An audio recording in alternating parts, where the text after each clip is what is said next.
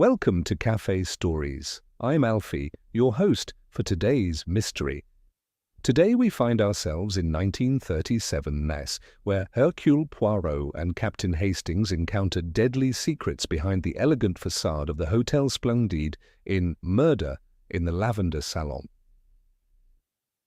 Before we begin, I would love to know where in the world you are tuning in from today. Let me know in the comments. Pour yourself a glass of something fine, keep your wits about you, and let's step into the mystery. Murder in the Lavender Salon. Chapter 1. The Final Curtain. The Mediterranean sun was setting behind the palm trees of the Promenade des Anglais when I arrived at the Hotel Splendide on that fateful evening of March 15th, 1937. I had come to Nice for what I had hoped would be a restful holiday, doctor's orders, you understand. But fate, it seemed, had other plans in store. I was rather surprised to find Hercule Poirot already established in the hotel's most prestigious suite, his patent leather shoes gleaming as he sat in the elegant lobby, fastidiously adjusting his tie while perusing the evening's program for the hotel's private salon performance. "Mon ami Hastings," he exclaimed, rising with that peculiar precision of movement that characterized all his actions. "But how delightful, though I confess, I'm not entirely surprised to see you. The little grey cells, they suggested that you might find your way to Nice at precisely this moment." "Poirot," I said, clasping his hand warmly, "what brings you to the Riviera? Surely not just the spring weather?" His eyes twinkled with that familiar gleam of professional interest. "Ah, but there is to be a most magnificent performance this evening. Mademoiselle Celeste Valois, perhaps you have heard of her? She gives her farewell performance. The last time, c'est dommage, that the world will hear that glorious voice in public." I had indeed heard of Celeste Valois. The French soprano had captivated European audiences for nearly 2 decades, her voice described by critics as liquid silk touched with fire. Her retirement at the height of her powers had been the subject of considerable speculation in the musical press. "A remarkable woman," Poirot continued, straightening an already perfectly straight cufflink. "But there are curious circumstances surrounding her departure from the stage, most curious indeed." Before I could inquire further, a commotion erupted from the direction of the hotel's private wing. A woman's scream, high, piercing, and filled with genuine terror, shattered the genteel atmosphere of the lobby. Poirot was on his feet instantly, his small figure moving with surprising speed toward the source of the disturbance. I followed close behind as we made our way through a maze of corridors lined with expensive tapestries and fresh flowers. The scream had come from the Lavender Salon, a private sitting room that the hotel reserved for its most distinguished guests. The door stood open, and I could see a small crowd gathering in the doorway. "Excusez-moi, if you please," Poirot said, firmly, using his elbows with remarkable effectiveness to push through the assembled guests. I heard mutterings in French, German, and English as we pressed forward. The scene that greeted us was one I shall never forget. Mademoiselle Celeste Valois sat slumped forward at an ornate vanity table, her magnificent dark hair cascading across scattered cosmetics and sheet music. She wore an exquisite gown of deep burgundy silk, obviously prepared for her evening performance, but her face was turned away from us, resting against the mirror's surface. The most striking aspect of the scene, however, was not the tragic figure of the great soprano, but the overwhelming scent that filled the room, a heavy, almost suffocating fragrance of lavender that seemed to emanate from every surface.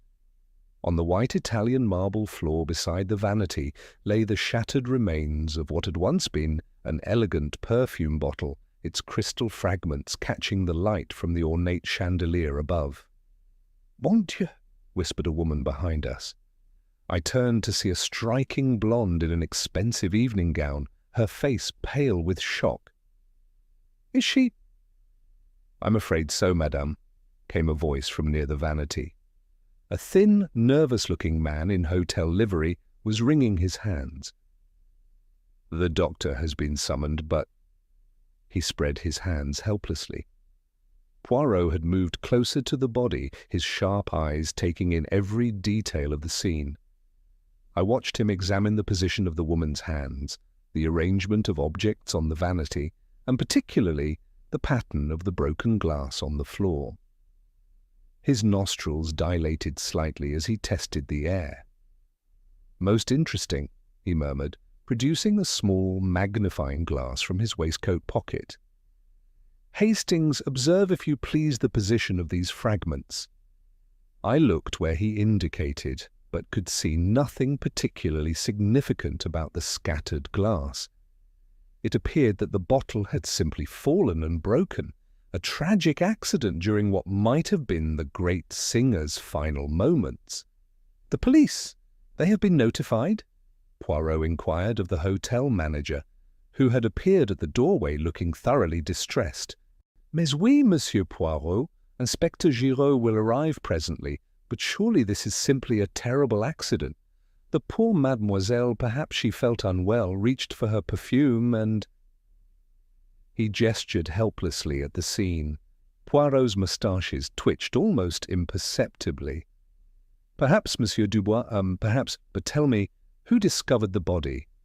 "The maid Marie," the manager replied. "She came to inform mademoiselle that her accompanist had arrived for the final rehearsal. When she received no response to her knocking, she used her key and found—" He could not finish the sentence. I noticed that several of the hotel guests were now gathered in the doorway, their faces bearing expressions of shock, curiosity, and in some cases what appeared to be carefully controlled emotion.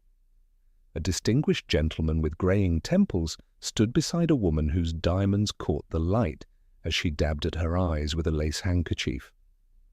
Near them, a younger woman in simpler dress watched the proceedings with an intensity that seemed somehow inappropriate to the circumstances. Poirot had completed his initial examination and was now standing perfectly still, his egg-shaped head tilted slightly to one side, as if listening to some sound only he could hear. The heavy scent of lavender continued to pervade the room, and I found myself wondering why it seemed so unnaturally concentrated. The sound of approaching footsteps announced the arrival of the local authorities, and I saw Poirot's face assume that expression of polite resignation he always wore when forced to deal with official incompetence. Inspector Giraud, whom I remembered from a previous case, entered with his usual air of bustling self-importance. As the inspector began his preliminary examination, I caught Poirot's eye and saw there that familiar glint of professional interest mixed with something else, a certain satisfaction, perhaps, at finding himself once again confronted with a puzzle worthy of his talents. The Lavender Salon had indeed witnessed its final performance, but I suspected that the drama was far from over. Chapter 2. The Company of Admirers. The morning sun, streaming through the tall windows of the Hotel Splendide's main drawing-room, cast long shadows across the assembled guests, each of whom, it seemed, had found reasons to linger over their breakfast, rather than venture out into the brilliant Nice sunshine. I observed that the tragic events of the previous evening had created an atmosphere of subdued tension that even the cheerful Mediterranean light could not dispel. Poirot had risen early, as was his custom, and I found him in the smaller morning room, methodically buttering a croissant while studying a list he had compiled in his neat, precise handwriting. His grey cells, I suspected, had been working throughout the night.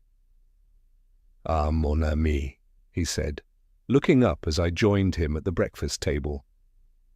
"I trust you slept well?" "Why, I confess that sleep, it eluded me. There are too many questions, and the answers, They dance just beyond the reach of the understanding. Questions about poor Mademoiselle Valois? I inquired, helping myself to coffee from the silver service. Précisément. But come, we must speak with these people while the shock, it still loosens the tongue. Grief and fear, they make people most communicative. Our first interview was with Baron Wilhelm von Stauffen, whom we found on the hotel's terrace, apparently absorbed in reading a German newspaper. He was a man of perhaps 50 years, with steel-grey hair and the sort of rigid posture that suggested military training. When Poirot approached, the Baron folded his paper with movements that were almost mechanical in their precision.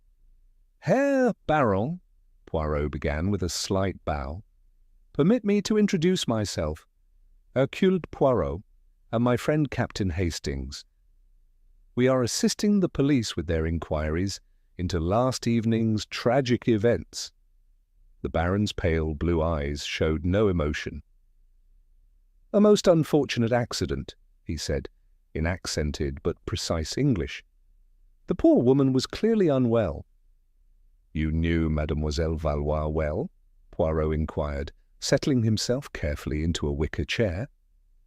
"We had met in Vienna some years ago. I attended several of her performances."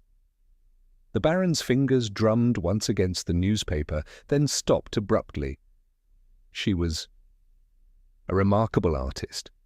I noticed that he consulted his pocket watch twice during our brief conversation, and when Poirot asked about his movements the previous evening, his account was delivered with the sort of rehearsed precision that made me wonder if he had been practicing it. "I retired early," he stated. "The mountain air, it does not agree with me as it once did. I was in my room by 9 o'clock. Our next encounter was with the young woman I had noticed watching the scenes so intently the night before. Marguerite Dubois proved to be Mademoiselle Valois' understudy, a petite brunette with intelligent dark eyes and calloused fingertips that spoke of countless hours at the piano. We found her in the music room, staring at the sheet music that had been prepared for the evening's cancelled performance. Her shoulders shook slightly, though whether from grief or some other emotion, I could not determine. "Mademoiselle," Poirot said gently, "we are deeply sorry for your loss." She turned toward us, and I saw that her eyes were red-rimmed but dry. She was everything I hoped to become," she said quietly. "And now you will have other opportunities," Poirot observed, his tone carefully neutral. Marguerite's laugh was bitter. "You think I wanted this? That I would wish for her death simply to advance my own career?" She gestured sharply at the music. "Celeste was going to help me. She had promised. But now it is too late." "Help you how, mademoiselle?" Poirot leaned forward slightly, his manner encouraging confidences. "There are complications in the musical world. People who would prevent young artists from advancing. Celeste understood these difficulties." She glanced around nervously. "But I cannot say more. It would not be safe." The Countess Elena Rossetti was quite a different proposition altogether. We discovered her in the hotel's elegant conservatory, seated among the exotic plants and marble statuary, wearing a flowing dress of midnight blue that complemented her dramatic dark beauty. Her fingers, I noticed, were adorned with several magnificent rings, and she carried herself with the unconscious authority that comes only from generations of aristocratic breeding. "Monsieur Poirot," she said, extending a graceful hand, "your reputation precedes you, though I confess I had hoped never to require your services." "Madame la Comtesse," Poirot replied, executing a formal bow. "We are investigating the circumstances surrounding the death of Mademoiselle Valois. I understand you were acquainted with the lady." The Countess's composure faltered almost imperceptibly. "We were friends, close friends. Her loss is—" She paused, seeming to gather herself. "Forgive me, it is most difficult. "You visited her yesterday evening?" Poirot asked. "Briefly, to wish her well for the performance." The Countess's hands twisted in her lap. "She seemed in excellent spirits. We discussed personal matters." "And the nature of these personal matters?" Poirot inquired. A shadow crossed the Countess's elegant features. "Private concerns, Monsieur Poirot, surely not relevant to this terrible accident." Our final interview of the morning was with Mr. Theodore Armitage and his wife Vivienne, wealthy collectors who had come to Nice specifically to hear Mademoiselle Valois' farewell performance. They received us in their opulent suite, surrounded by what appeared to be a travelling exhibition of valuable artifacts. Mr. Armitage was a portly gentleman with the soft hands of someone who had never performed manual labour, while his wife was a sharp-featured woman whose eyes seemed to catalogue and appraise everything they fell upon. "Terrible business," Mr. Armitage declared, settling his considerable bulk into an overstuffed chair. "We were so looking forward to the performance, paid quite handsomely for the privilege, I might add." "The woman was clearly unstable," Mrs. Armitage interjected with surprising vehemence. "All that dramatic nonsense about farewell performances. No doubt she was taking some sort of medication that affected her judgment." "You had met Mademoiselle Valois before?" Poirot inquired. "Once or twice," Mr. Armitage replied vaguely. "At various social functions. My wife collects musical memorabilia, you understand." Mrs. Armitage's laugh was sharp. "I collect valuable items, Theodore. There is a difference. And that woman's possessions will no doubt be quite sought after now." "How remarkably prescient of you, madam," Poirot murmured, his tone so mild that Mrs. Armitage seemed uncertain whether she had been complimented or criticised. As we took our leave, I could not help but notice that Mrs. Armitage was already making notes in a small leather book, her pen moving with the rapid efficiency of someone conducting an inventory. The hotel manager, Monsieur Dubois, intercepted us as we made our way back toward the main staircase. He was a nervous, deferential man who seemed perpetually worried about the hotel's reputation. "Monsieur Poirot," he said, wringing his hands, "I do hope these interviews are not disturbing our other guests. The Hôtel Splendide has always prided itself on discretion and tranquillity." "Mais naturellement," Poirot replied soothingly. "We conduct ourselves with the utmost consideration. Tell me, Monsieur Dubois, how long had Mademoiselle Valois been a guest at your establishment?" "Nearly a month," the manager replied. She had taken the Lavender Suite for an extended stay while preparing for what was to be her final performance.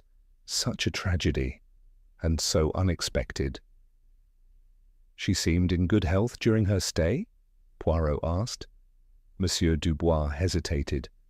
"Well, she was perhaps more reclusive than usual these past weeks. She received fewer visitors, took her meals in her room more frequently. The staff noticed she seemed, how do you say, preoccupied. And yesterday? Any unusual occurrences?" "She had several visitors throughout the day. The Countess, as she mentioned. The young Mademoiselle Dubois came for their usual rehearsal, and—" He paused, looking uncomfortable. "Yes?" Poirot prompted gently. "The Baron von Stauffen requested to see her, though she had previously declined his calls. Yesterday, however, she agreed to receive him. They spoke privately for perhaps 20 minutes. This was interesting information that the Baron had failed to mention during our interview." I saw Poirot make a mental note, his eyes sharpening with interest. As we left the manager to his duties, I found myself reflecting on the morning's revelations. Each of our interviews had raised more questions than they had answered.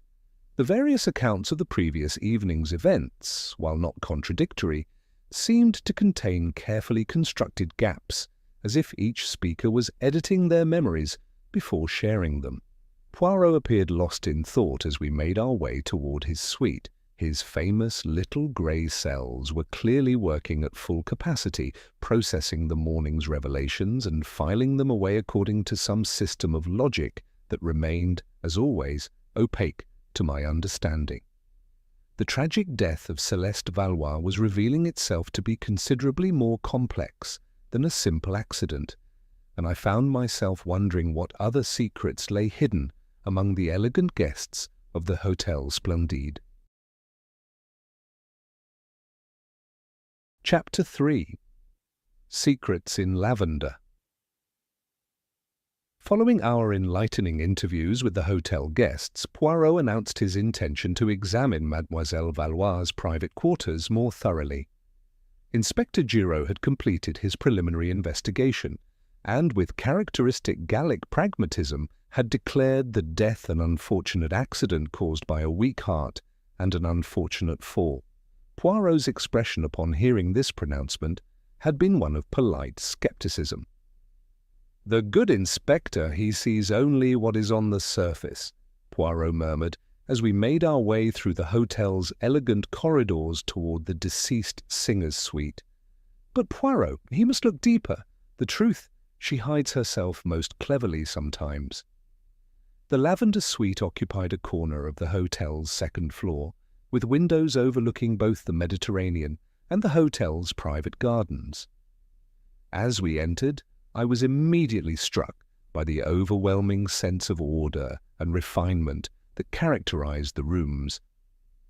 Everything was arranged with an almost theatrical precision that spoke of a woman accustomed to public performance extending into her private life. The sitting room was decorated in subtle shades of cream and gold, with fresh lavender sprigs arranged in crystal vases throughout. The famous scent that had so pervaded the death scene was present here as well, but in a more natural, pleasant concentration. A grand piano dominated one corner of the room, its polished surface reflecting the afternoon sunlight streaming through the tall windows. "Observe, Hastings," Poirot said, moving slowly through the room with that peculiar cat-like grace he employed when examining a scene. "What does this room tell us about Mademoiselle Valois?"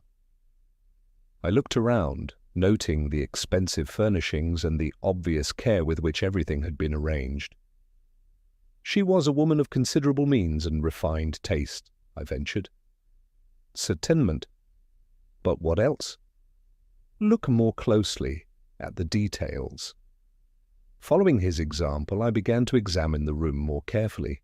On the piano, sheet music was arranged in neat stacks, but I noticed that some pieces bore notations in different colored inks, as if they had been studied and revised multiple times. A small writing desk near the window held an inkwell, several fountain pens, and what appeared to be correspondence, though the letters were no longer visible. "The writing desk, Poirot," I said. "It looks as though papers have been removed recently." "Précisément, mon ami. And notice, if you please, the slight discoloration of the leather blotter. Something has been placed there regularly, perhaps a book or journal, but it is no longer present." We moved into the bedroom, which maintained the same elegant simplicity as the sitting room. The wardrobe, when opened, revealed an extensive collection of gowns and costumes, each carefully preserved and arranged.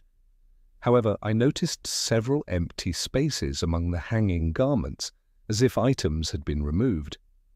"She travelled light for someone planning an extended stay," I observed. "Or perhaps," Poirot suggested, "certain items were removed after her arrival. But by whom, and for what purpose?" It was in the bedroom's small dressing alcove that we made our most significant discovery. Hidden behind a loose panel in the wainscoting, Poirot's searching fingers located a slim, leather-bound volume. The book was approximately 6 inches square, bound in deep burgundy leather that matched the gown Mademoiselle Valois had been wearing when we found her. "Voilà," Poirot murmured with satisfaction. "The missing journal, I think." Opening the book revealed page after page of writing in a neat, feminine hand. However, as we quickly discovered, the contents were not in any language either of us could readily identify. The text appeared to be written in some form of code or cipher, with letters and symbols arranged in patterns that defied immediate comprehension. "Good heavens!" I exclaimed. "What on earth would a celebrated opera singer need with secret codes?" "An excellent question, Hastings, and one that suggests our Mademoiselle Valois was perhaps more than she appeared to be." Poirot carefully examined several pages of the mysterious writing. "This is not a simple substitution cipher. It shows considerable sophistication in its construction." We were interrupted by a discreet knock at the door. Marie, the hotel maid who had discovered the body, stood in the doorway with obvious nervousness. "Pardonnez-moi, monsieur," she said in heavily accented English. "I have come to collect the linens for washing." "Of course, Marie," Poirot replied kindly, "but perhaps you could spare us a moment?" "You knew Mademoiselle Valois better than most, I think." The young woman's hands twisted in her apron. "She was always very kind to me, monsieur, not like some of the guests who treat the staff as if we were invisible." "Did you notice anything unusual about her behavior in recent days?" Poirot asked. Marie hesitated, glancing around the room as if afraid of being overheard. "She seemed worried, monsieur. She would ask me strange questions about the other guests, who visited whom, what conversations I might have overheard, and she was always writing in that little book of hers." "This book?" Poirot showed her the journal we had discovered. Marie's eyes widened. "Oui, monsieur. She carried it with her always, and she would write in it at the strangest times. Sometimes I would find her writing at 3 a.m, sitting by the window with just a single candle for light." "Did she ever receive any unusual visitors? People who might not have come through the main entrance?" The maid's nervousness increased visibly. There was a man, monsieur. He came twice, maybe 3 times, always very late at night. He did not come through the lobby, but somehow found his way to her private balcony. I saw him only once, from the service corridor, a thin man, very pale, wearing a dark coat. This was intriguing information indeed. "Did Mademoiselle Valois seem pleased or distressed by these visits?" Poirot inquired. "Frightened, I think," Marie replied quietly. "After his visits, she would pace the floor for hours, and she began asking me about the other guests more frequently after his first visit." Poirot thanked the maid, and after she had departed with her bundle of linens, returned his attention to the coded journal. He had settled himself in a comfortable chair by the window, and was studying the mysterious writing with the concentrated intensity he brought to all puzzles. "This is fascinating work, Hastings," he murmured, not looking up from the pages. "See here, the patterns suggest that this is based on musical notation somehow. Note how certain sequences repeat, rather like musical phrases." I peered over his shoulder at the incomprehensible symbols. To my untrained eye, they appeared to be nothing more than an elaborate form of shorthand, but I had learned to trust Poirot's insights in such matters. "If it's musical, perhaps it relates to her professional work," I suggested. "Perhaps. Or perhaps her professional work provided a convenient cover for other activities." Poirot closed the journal carefully and slipped it into his jacket pocket. "But we must be cautious, mon ami. If Mademoiselle Valois felt the need to hide this journal so carefully, and if she was receiving mysterious midnight visitors, then we are dealing with something considerably more dangerous than a simple accident." As we prepared to leave the suite, I noticed that the overwhelming scent of lavender seemed even more concentrated here than it had in the salon where we found the body. The observation troubled me for reasons I could not quite articulate, but Poirot seemed to understand my discomfort. "You are right to be puzzled by the perfume, Hastings. It is too strong, too artificial somehow. Natural lavender does not maintain such intensity in a closed room." He paused at the door, taking one final look around the elegant chambers. "No, there is something very deliberate about that scent. Something that was meant to mask other odours, perhaps, or to draw attention away from other evidence." The afternoon sun was beginning to set over the Mediterranean as we made our way back to Poirot's suite, the mysterious journal secure in his possession, and our minds filled with new questions about the increasingly complex circumstances surrounding Celeste Valois' death. The simple accident that Inspector Giraud had so readily accepted was revealing itself to be something far more sinister, and I found myself wondering what other secrets lay hidden within the elegant walls of the Hotel Splendide. Chapter 4. The German Question.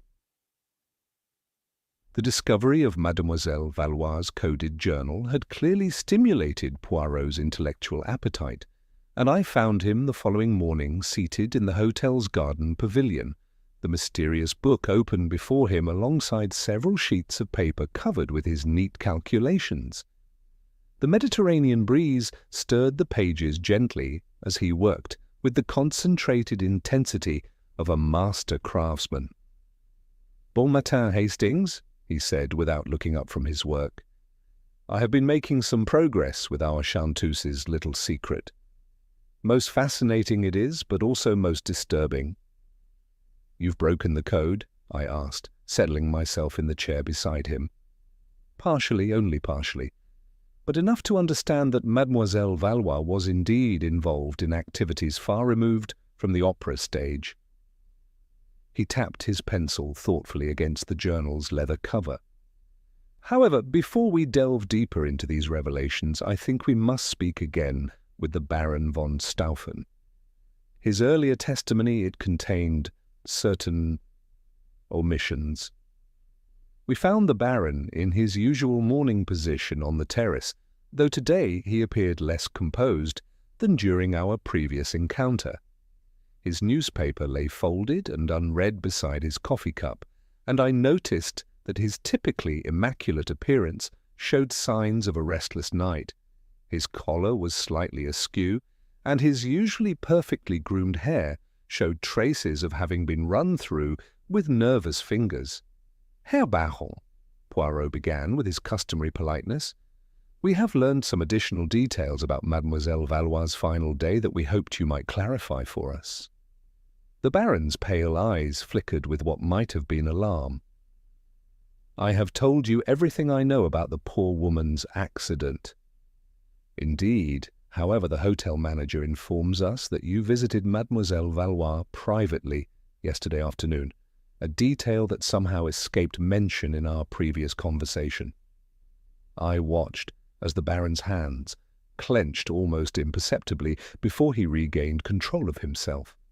When he spoke, his voice carried a slight tremor that had not been present before. "Yes," he admitted reluctantly, "I did call upon her. It was a matter of old acquaintance, nothing more." "And the nature of this old acquaintance?" Poirot inquired gently. Baron von Stauffen was silent for a long moment, his gaze fixed on the horizon, where the Mediterranean met the sky. When he finally spoke, his words came slowly, as if each one required careful consideration. "I knew Celeste, Mademoiselle Valois, in Vienna, as I mentioned, but our association was more complex than I initially indicated." He paused, consulting his pocket watch in that nervous habit I had noticed before. "We were both involved in certain cultural exchanges between nations, musical collaborations that sometimes served other purposes." "What sort of other purposes?" I found myself asking, though I suspected I already knew the answer. The Baron's laugh was bitter. "Information, Captain Hastings. In these troubled times, those who travel freely between countries, who are welcomed in the salons of the powerful, sometimes find themselves in possession of knowledge that others value highly." "You are speaking of espionage," Poirot stated matter-of-factly. "I am speaking of survival," the Baron replied sharply. Do you think a German nobleman can travel freely in Europe today without providing certain assurances of his usefulness, without demonstrating his value to those who might otherwise view him with suspicion? This revelation cast an entirely new light on our investigation. I found myself studying the Baron with fresh eyes, noting details I had previously dismissed, the way his gaze constantly surveyed the surrounding area, his careful positioning at tables that allowed him clear views of all entrances, and his habit of speaking in lowered tones, even when discussing apparently innocent topics. And Mademoiselle Valois' role in these cultural exchanges? Poirot prompted. She was a courier of sorts. Her concert tours provided excellent cover for carrying information between various interested parties. The Baron's voice grew even quieter, but she had grown careless in recent months, too confident perhaps, or too frightened. She spoke of wanting to withdraw from these activities. And certain parties were reluctant to allow her retirement? The Baron nodded grimly. There were those who felt she knew too much to simply walk away. Her farewell performance was to have been more than symbolic. It was to mark the end of her usefulness in other capacities as well. The mysterious visitor who came to her balcony, I said suddenly, remembering the maid's testimony. Was he connected to these activities? Baron von Staufen's face went pale. You know about Heinrich? Then you understand the danger we are all in. He was her handler, her contact with certain interested parties. If he was here in Nice, then the situation was far more serious than I realized. This Heinrich, describe him, please, Poirot requested. Thin, pale, always dressed in dark clothing, he moves like a shadow and has the disconcerting habit of appearing without warning. I had hoped never to see him again after Vienna, but if he followed Celeste here— The Baron left the sentence unfinished, but the implication was clear. Your visit to Mademoiselle Valois yesterday, was it to warn her of some danger? It was to plead with her to be more careful. There had been incidents involving others who had tried to leave the network. I feared for her safety, but she laughed at my concerns. She said she had taken precautions, that she had insurance against anyone who might wish her harm. What sort of insurance? Poirot's voice sharpened with interest. She would not say. Only that she had documented everything, and that certain revelations would prove embarrassing to powerful people if anything happened to her. The Baron stood abruptly, his agitation obvious, but such precautions are meaningless against men like Heinrich. They have ways of making deaths appear accidental, natural. Poor Celeste was naive to think her insurance would protect her. As the Baron prepared to leave us, Poirot posed one final question. This journal that Mademoiselle Valois kept, would it have contained the sort of documentation she referred to as insurance? The Baron's face showed genuine alarm for the first time. If such a journal exists, Monsieur Poirot, then everyone mentioned in it is in mortal danger.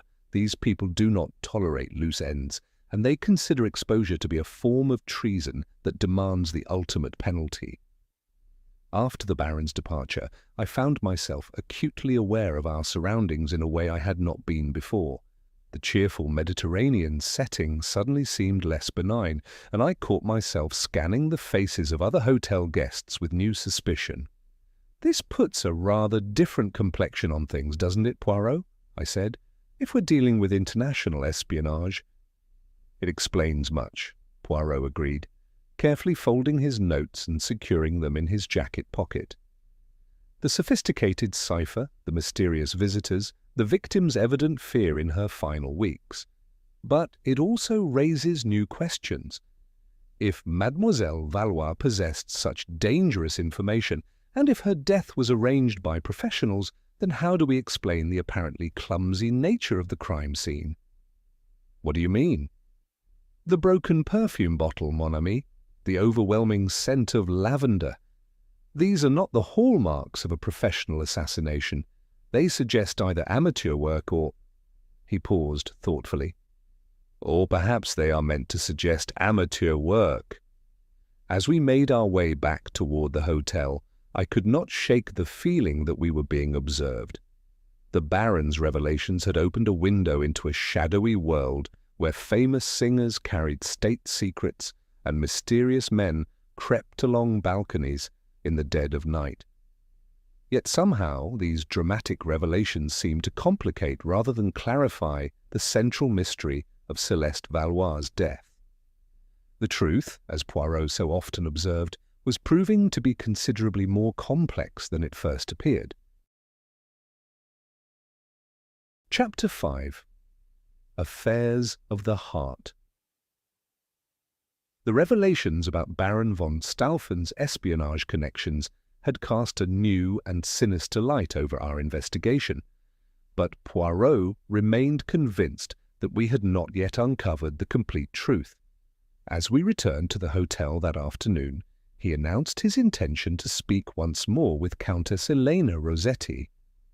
"The Countess, she has been most economical with the truth," he observed, adjusting his tie with characteristic precision. "And in matters involving secrets of the heart, women often prove to be the most dangerous adversaries of all." We found the Countess in her private sitting room, a luxuriously appointed space overlooking the hotel's rose gardens. She was seated at a small writing desk, a half-finished letter before her, but I noticed that her pen had remained motionless for some time. Her elegant fingers trembled slightly as she set it aside upon our entrance. "Monsieur Poirot, Captain Hastings," she said, rising gracefully despite the obvious strain in her voice. "I confess I have been expecting you. The walls of even the finest hotels have ears, and news travels swiftly in such confined spaces." "Then you are aware that we have learned of Mademoiselle Valois' additional activities?" Poirot inquired gently. The Countess moved to the window, her silhouette framed against the golden afternoon light. "If you mean her involvement with certain political interests, then yes, though I suspect you may not yet understand the full complexity of the situation." "Perhaps you would enlighten us, madame." She turned back to face us, and I was struck by the profound sadness that shadowed her aristocratic features. "Celeste and our relationship was far more intimate than I initially suggested. We were not merely friends, Monsieur Poirot. We were lovers." The simple statement hung in the air between us, heavy with implications. I found myself somewhat embarrassed by such a frank admission, but Poirot merely nodded as if he had long suspected as much. "This relationship began in Vienna?" he asked. 3 years ago, when she performed at the State Opera, I was there with my husband, a diplomatic visit of sorts." The Countess returned to her chair, her movements carrying the weight of someone bearing a heavy burden. "Antonio, my husband, was engaged in discussions with various Austrian officials about mining concessions, tedious business affairs that required endless social obligations. But you found Mademoiselle Valois' company more stimulating." A ghost of a smile crossed the Countess's lips. "She was magnificent, Monsieur Poirot. Not merely her voice, though that was heaven itself, but her mind, her passion for life, her courage. She was everything I was not permitted to be in my own existence." "And your husband was unaware of this attachment?" "Antonio sees only what serves his business interests. As long as I fulfilled my social obligations and maintained the proper appearances, he cared little for my private friendships." Her voice carried a note of bitterness. "Though recently that began to change." "How so, madame?" The Countess hesitated, her hands clasping and unclasping in her lap. "Someone had been sending him anonymous letters, suggestions that his wife's behavior was becoming the subject of speculation in certain circles. Nothing explicit, you understand, but sufficiently clear to arouse his suspicions. "Blackmail," I said, understanding immediately. "Of a sort, yes, though no money was demanded. The letters seemed designed purely to create discord, to threaten the discretion that had protected us both." She stood again, pacing to the mantelpiece where a collection of silver-framed photographs displayed various social occasions. Celeste was convinced that someone was attempting to manipulate us both. "Did she suspect who might be responsible?" Poirot asked. "She had theories, but would not share them with me. She said the less I knew, the safer I would be." The Countess picked up one of the photographs, a formal portrait of herself and a distinguished-looking gentleman I assumed to be her husband. But she was frightened, Monsieur Poirot, more frightened than I had ever seen her. "The silk scarf that was found in an unexpected location," Poirot said suddenly. "Was it yours, madame?" The Countess's composure faltered completely. "How did you—" "Yes, it was mine, a favourite of Celeste's." She said the colour reminded her of twilight over the Adriatic. Her voice dropped to barely above a whisper. "I had left it in her room some days ago." "But it was discovered in the corridor outside the Baron's suite," Poirot observed. "Can you explain how it came to be there?" I retrieved it yesterday evening, after visiting Celeste to wish her well for the performance." The Countess's hands were shaking now. "I knew it would be our final meeting. Once she retired from public life, she planned to disappear entirely. For both our sakes." "You visited her before the performance?" "Yes, but she was different, agitated in a way I had never seen. She kept checking the time, glancing toward the windows as if expecting someone. She gave me back the scarf and several other small gifts I had given her over the years. She said it was safer if I had no mementos that could connect us." "What time did you leave her?" "Perhaps 7 o'clock. I intended to return to my room to prepare for the evening's performance, but—" She paused, her breathing becoming irregular. "But I encountered Baron von Stauffen in the corridor. He seemed equally agitated, and when I dropped the scarf, he helped me retrieve it. We spoke briefly about Celeste's strange behaviour." "What did the Baron say?" "That she was in grave danger, and that I should stay away from her. He said there were people watching the hotel, people who would not hesitate to harm anyone they perceived as a threat." The Countess sank back into her chair. "I thought he was being overly dramatic, but now you believe his warnings were justified?" "The way she died, Monsieur Poirot, it was too convenient, too perfectly timed. Celeste was many things, but she was not careless with her health or her person. She would never have taken medication carelessly or allowed herself to become so overwrought as to suffer an accidental poisoning." "You believe she was murdered?" The Countess met his gaze directly. "I believe someone wanted her silenced before she could retire from her other activities. But I also believe that person underestimated Celeste's preparations for such a contingency." "The insurance policy the Baron mentioned?" She showed me a small portion of what she had compiled, names, dates, locations of meetings, coded references to information that had been passed along. Enough to destroy several powerful men if it ever became public. The Countess's voice grew stronger. "She said she had hidden copies in multiple locations with instructions for their release if anything happened to her." "Do you know where these documents might be hidden?" "She would not tell me. But she did say that the answer lay in something only I would understand, a reference to our first meeting, our first conversation about her art." The Countess looked puzzled. "She spoke of the aria that made her weep, but I confess I cannot recall which specific piece she meant." As we prepared to take our leave, I noticed that the Countess had begun the unconscious action of shredding the letter she had been writing when we arrived. The pieces fell like snow onto the polished surface of her writing desk. "One final question, madame," Poirot said gently. "The perfume bottle that was broken in Mademoiselle Valois' salon, had you ever seen it before?" "Oh, yes," she replied without hesitation. "It was her signature scent, created especially for her by a parfumier in Grasse. But the bottle in her room was not the original one." "How can you be certain?" "Because the original was made of Bohemian crystal with a distinctive cut pattern. The one I saw broken on the floor was common glass, quite obviously a substitution." Her eyes filled with tears. Someone had replaced even that small, precious thing with a cheap imitation. As we walked back through the hotel's elegant corridors, I found myself deeply moved by the Countess's obvious grief and equally impressed by her courage in sharing such intimate details.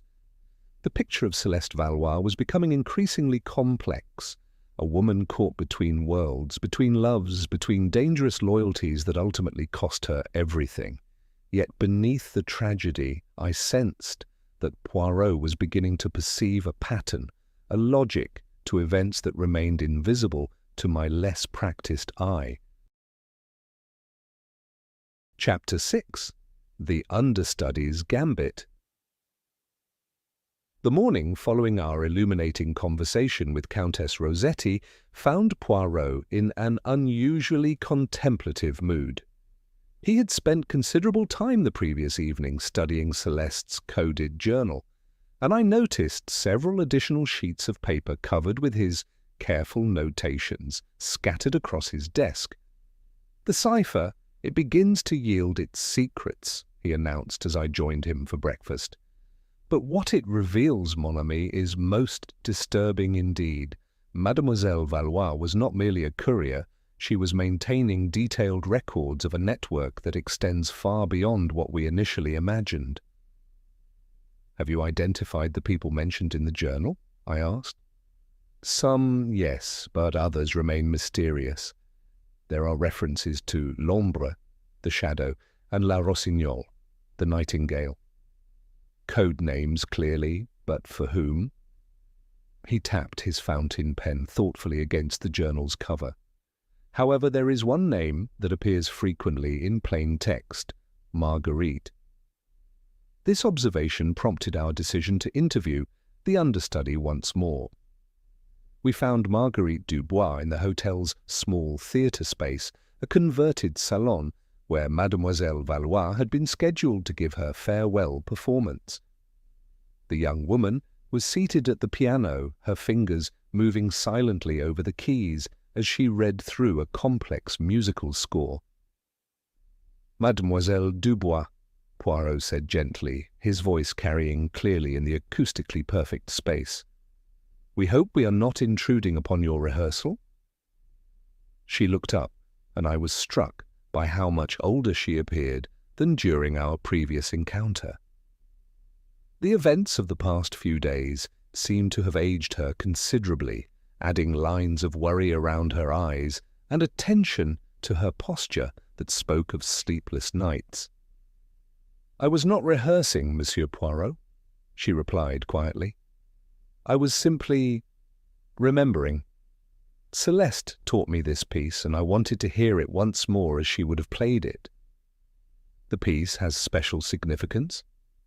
"It was the first aria she ever performed professionally, O mio babbino caro, from Puccini's Gianni Schicchi. She said it represented the moment she knew she was truly an artist, not merely someone who could carry a tune." Marguerite's fingers traced the notes on the page with obvious reverence. She called it the aria that made her weep. I saw Poirot's eyes sharpen with interest at this phrase, the same one Countess Rossetti had mentioned as holding special significance for Celeste. "You were very close to Mademoiselle Valois?" Poirot inquired. "She was like a mother to me," Marguerite replied, her voice thick with emotion. "When I first came to Nice 3 years ago, I was nobody, a provincial girl with dreams too large for her circumstances. Celeste took me under her wing, taught me not just music, but how to survive in a world that can be very cruel to young women with artistic ambitions." "Survive in what way, mademoiselle?" Marguerite hesitated, glancing around the empty theatre, as if afraid of being overheard.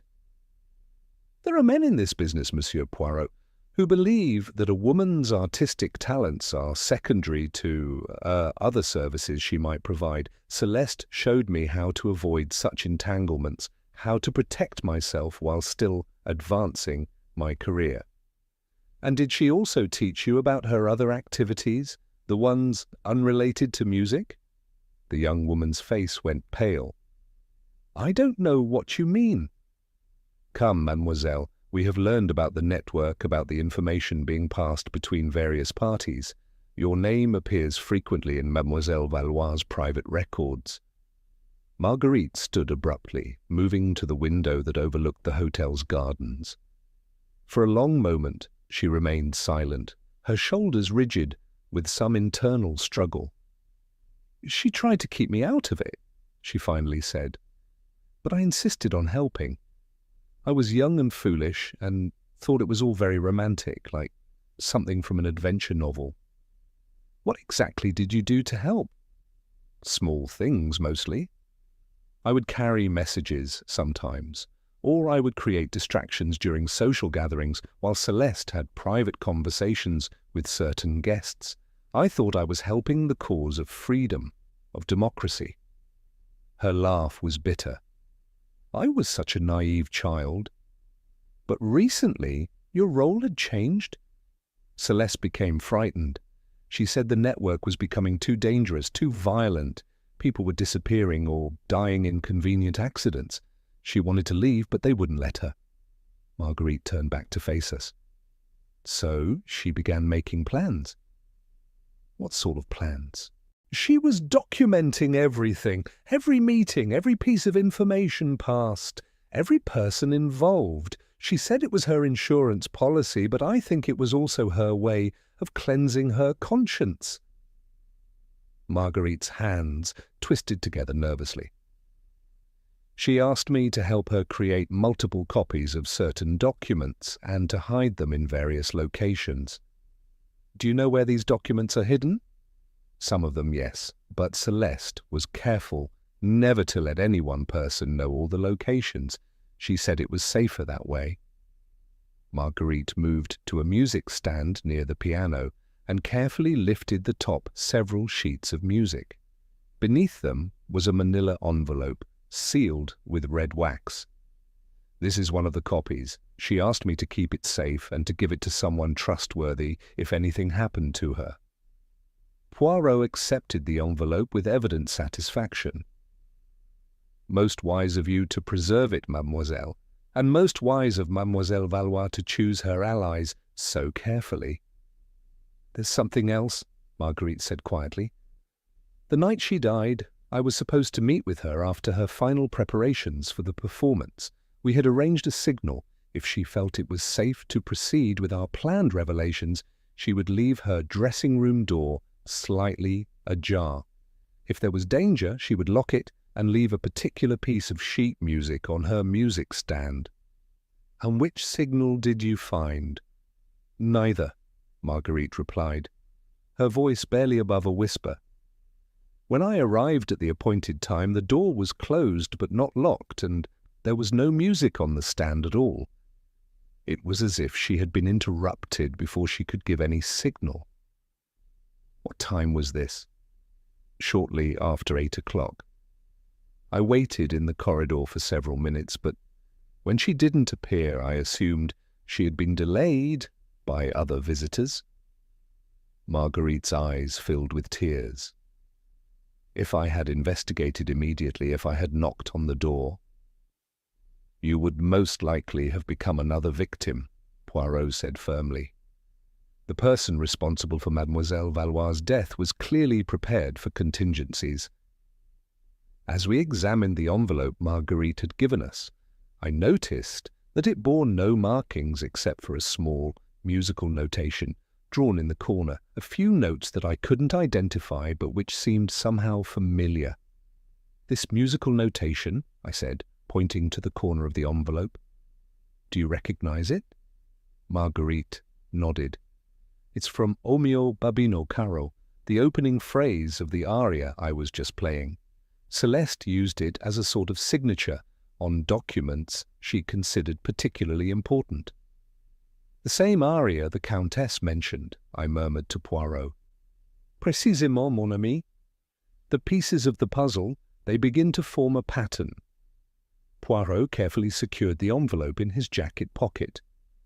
"Mademoiselle Dubois, you have been most helpful, but I must ask you to be extremely careful in the coming days.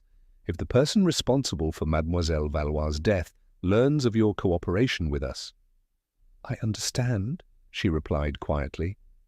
"But I owe it to Celeste to see that justice is done. She saved me from a life of compromise and degradation. The least I can do is help expose the truth about her death." As we prepared to leave the theatre, I noticed that Marguerite had returned to the piano and was once again playing the opening measures of Puccini's aria. The melody followed us as we walked back through the hotel's corridors, its haunting beauty a fitting tribute to a woman whose own final performance had been cut tragically short.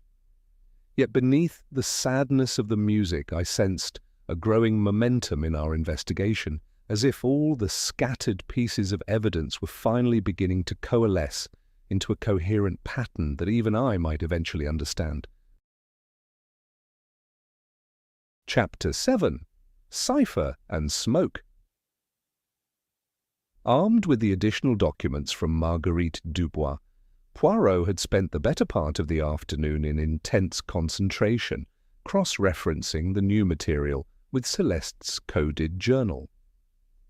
I found him in his suite as the sun began to set over the Mediterranean, surrounded by papers and looking remarkably pleased with himself.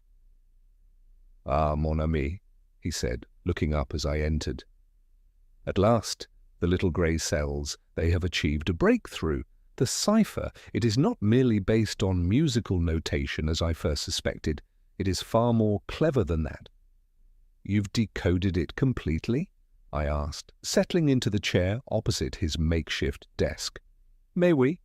The key was understanding that Mademoiselle Valois was not simply substituting musical notes for letters. She was using the harmonic progressions of specific arias to create her encoding system. Each entry corresponds to a different operatic piece, and within that framework, the individual notes represent letters based on their position in the harmonic sequence. "Remarkable," I said, though I confess the technical details were beyond my comprehension. "And what has it revealed?" Poirot's expression grew grave. "A network far more extensive than we imagined.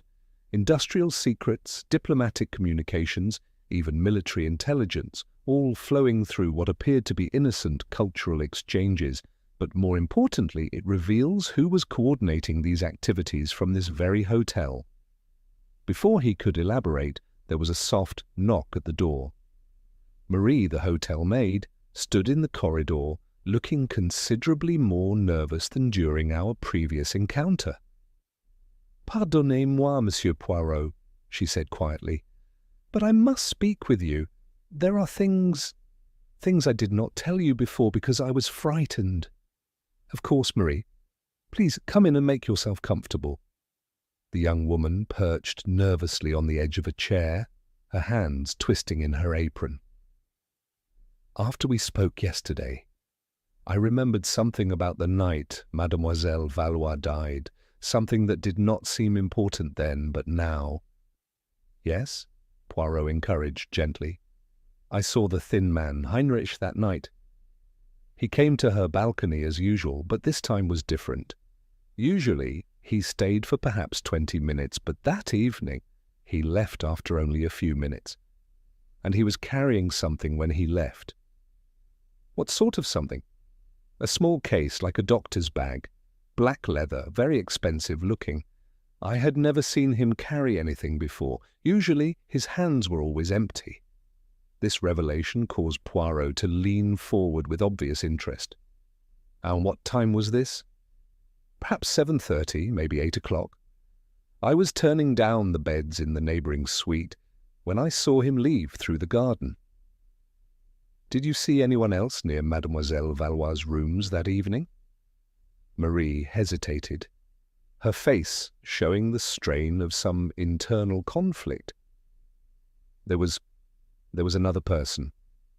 Someone I was not supposed to see, I think. Who? Madame Armitage. She came up the service stairs, very unusual for a guest of her standing. She seemed to know exactly where she was going, and she carried a small package wrapped in brown paper. What time was this? Later. Perhaps 9 o'clock, maybe a few minutes after. I was collecting the evening's laundry when I saw her in the corridor outside Mademoiselle Valois' suite. She knocked very softly, and when there was no answer, she used a key. She had a key to Mademoiselle Valois' rooms, I exclaimed. So it appeared, monsieur. She entered very quietly and remained inside for perhaps 10 minutes. When she emerged, she no longer carried the package. After Marie had departed, Poirot immediately began making preparations to leave the hotel. Come, Hastings, we must make a journey to Grasse, the parfumerie that created Mademoiselle Valois' signature scent. I suspect we will find answers there. The drive to Grasse through the winding mountain roads provided an opportunity for Poirot to share his developing theories about the case. The coded journal, he explained, had revealed that Mrs. Armitage was far more than a collector of musical memorabilia. She is l'ombre, the shadow, he said, as our taxi navigated the steep curves.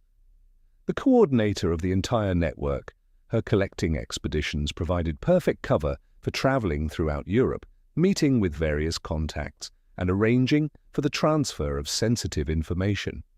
And her husband. A convenient front, I suspect. His business interests provided legitimate reasons for travel and for maintaining contacts with industrialists and government officials throughout Europe. We reached Grasse as the last light was fading from the sky. The parfumerie that had created Celeste's signature lavender blend was a small, family-owned establishment tucked away in one of the town's narrow medieval streets. The elderly proprietor, Monsieur Beaumont, received us with the courteous skepticism typical of artisans whose work serves the wealthy and famous. "Mais oui, I remember Mademoiselle Valois very well," he said, when Poirot explained our mission. Such a discerning client, she understood that perfume is not merely scent, but memory, emotion, identity itself. "The blend you created for her, was it unique?" Poirot asked. "Absolument.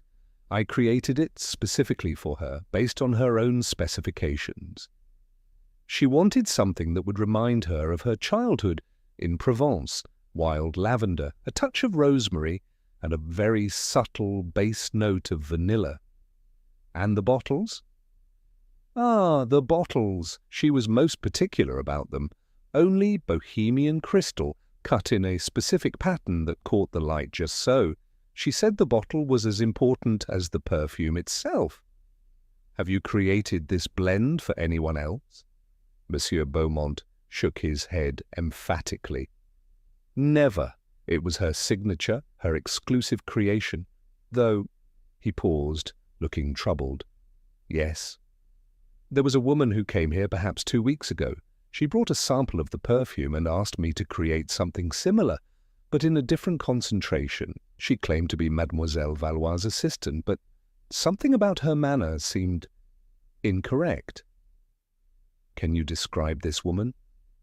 Middle-aged, well-dressed, with very sharp eyes. She spoke French with an English accent, and was most insistent that I create the blend immediately.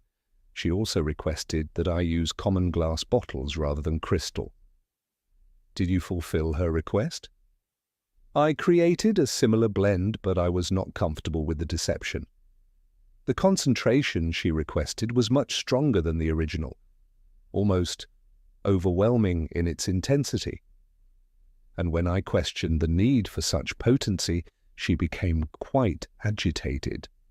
As we drove back to Nice through the darkened countryside, The pieces of the puzzle were beginning to form a coherent picture in my mind.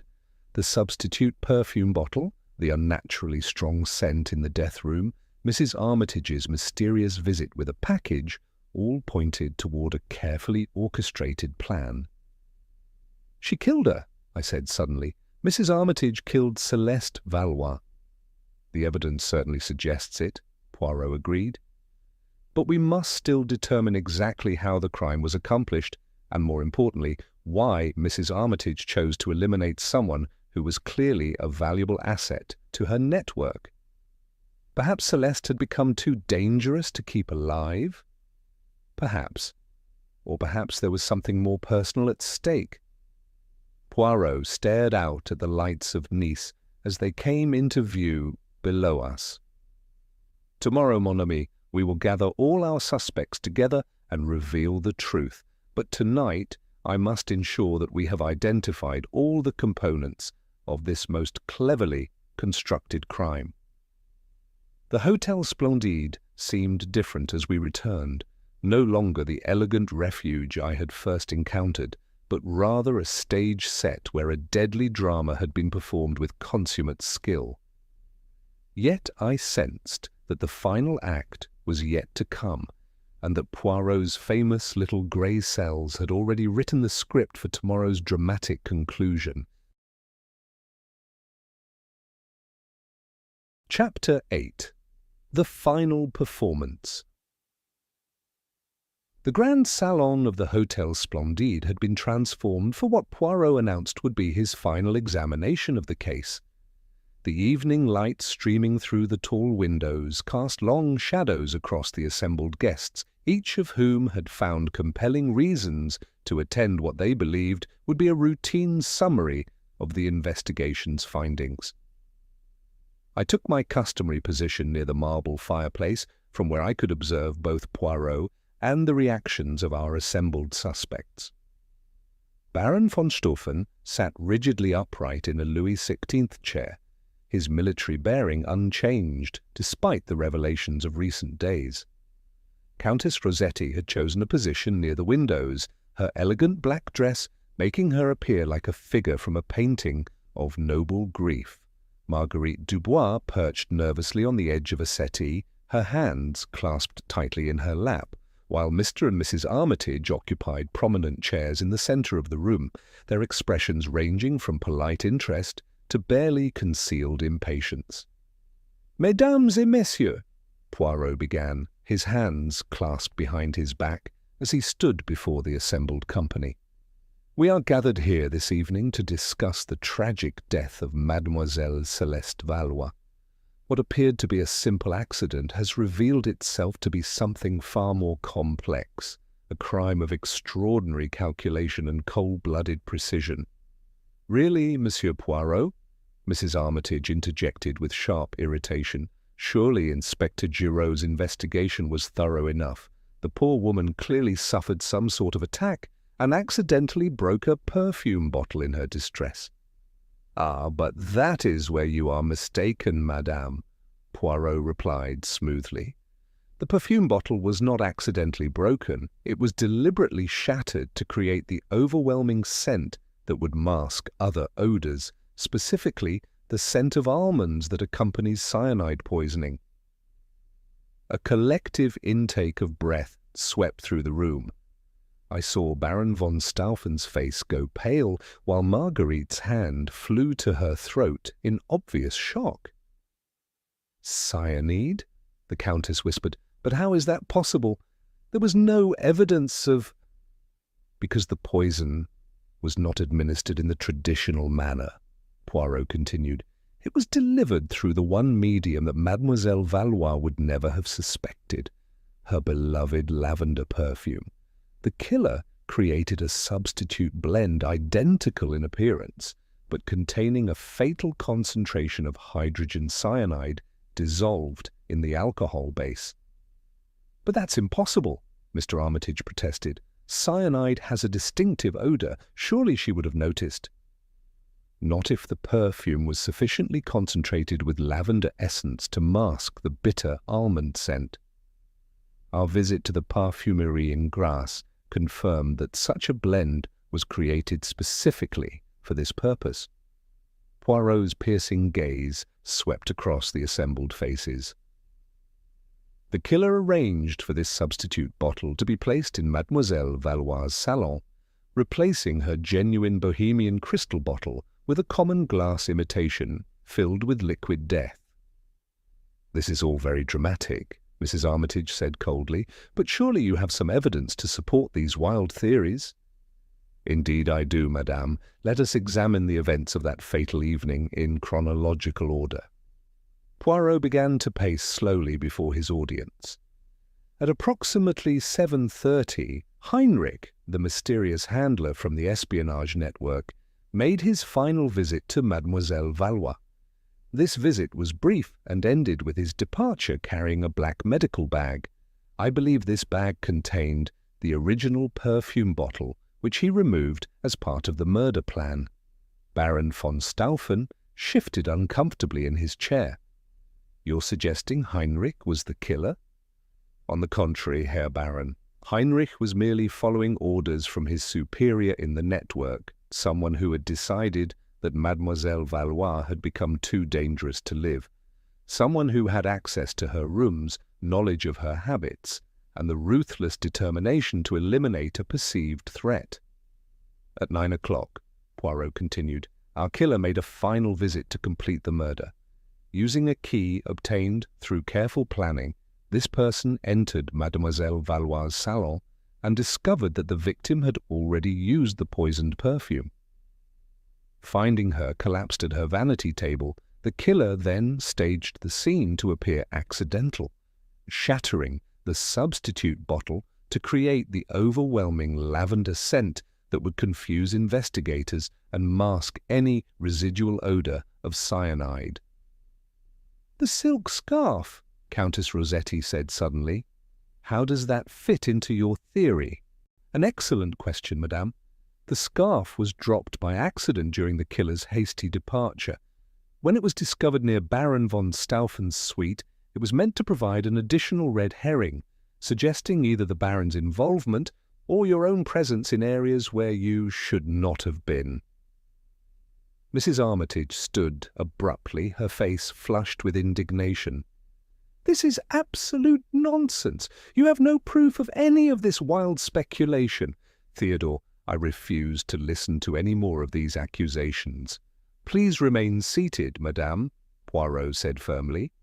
"We are not yet finished. You see, the killer made 3 crucial errors. First, the substitution of common glass for Bohemian crystal, a detail that would matter only to someone who knew Mademoiselle Valois intimately.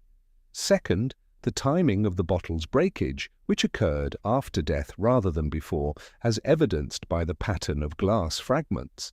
And third, the presence of lavender pollen on the killer's clothing." "Lavender pollen?" I asked, fascinated despite the grim circumstances. "Maywell Hastings, the concentrated perfume blend contained fresh lavender essence, which naturally includes pollen particles. These microscopic particles would adhere to clothing and remain detectable for several days. A simple examination of our suspect's garments would reveal—" "Enough." Mrs. Armitage's composure finally cracked completely. "You self-important little man, do you think you understand the forces at work here? Celeste Valois was a traitor who threatened the security of nations. She had to be stopped." The room erupted in shocked exclamations, but Poirot raised his hand for silence. "So you admit to the murder, madame?"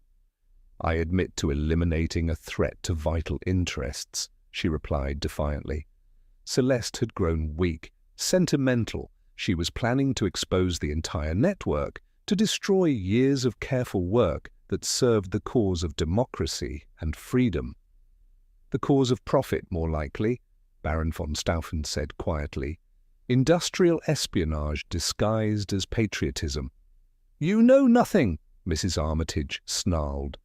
"The information we gathered prevented wars, saved lives, maintained the balance of power that keeps Europe from tearing itself apart, and made you and your associates extraordinarily wealthy in the process," Poirot observed.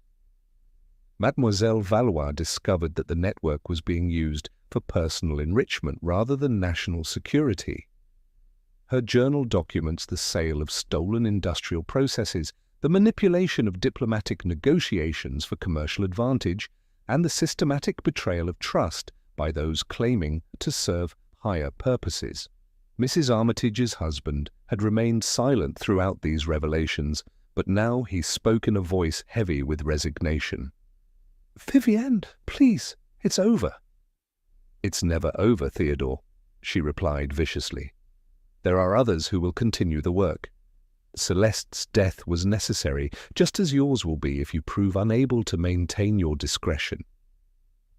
At this implicit threat, Inspector Giraud and two uniformed officers, who had been positioned discreetly near the salon's entrances, moved forward to restrain Mrs. Armitage. She struggled briefly, her civilized mask completely fallen away, to reveal the calculating killer beneath. As the authorities led her away, the remaining guests sat in stunned silence, each apparently contemplating how completely they had misjudged the woman who had moved among them with such apparent respectability.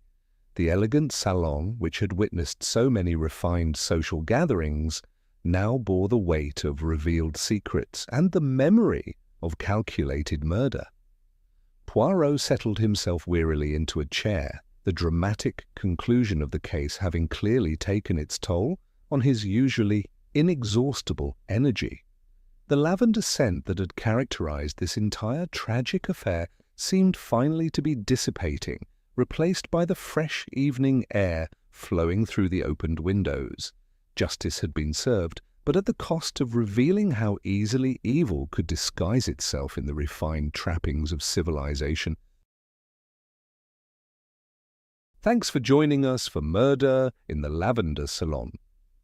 Did you suspect Mrs. Armitage before Poirot revealed her role as the shadow coordinator? Let me know your thoughts in the comments. If you enjoyed this adventure with Hercule Poirot, don't forget to hit subscribe for more mysteries daily. Until next time, remember, Poirot's wisdom. The little grey cells reveal that the most civilized settings can harbor the darkest secrets, and that evil often wears the mask of respectability until the final curtain falls. This is Alfie signing off from Café Stories.